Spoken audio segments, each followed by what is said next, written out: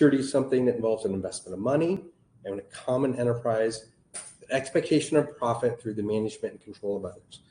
So if you think about a safe, for example, right? An investor invests in a safe. He's expecting whoever sold that safe to him to create value in this company. And it doesn't really have anything to do with the investor other than the investor made the investment. And so again, like a safe is an investment of money in a common enterprise, which is the company.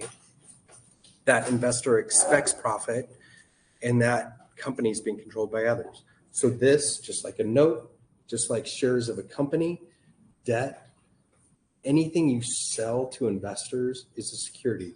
So you need to comply with securities laws. Oregon securities laws themselves expand liability to other people.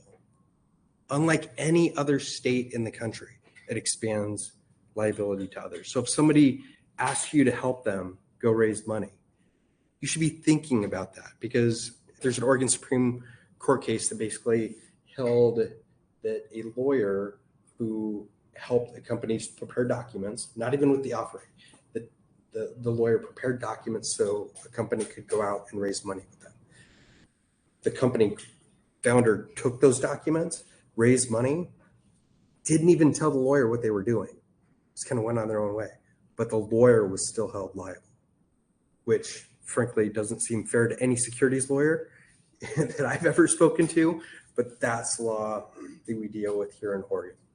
So until that's changed, which would require a congressional act, that's where we stand. And whenever you say raising money in Oregon, is that an Oregon-based company? Is that Oregon investors? What qualifies as raising in Oregon?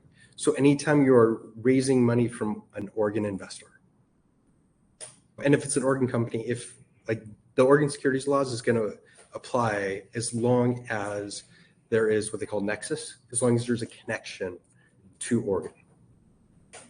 Right? They legally live in Oregon?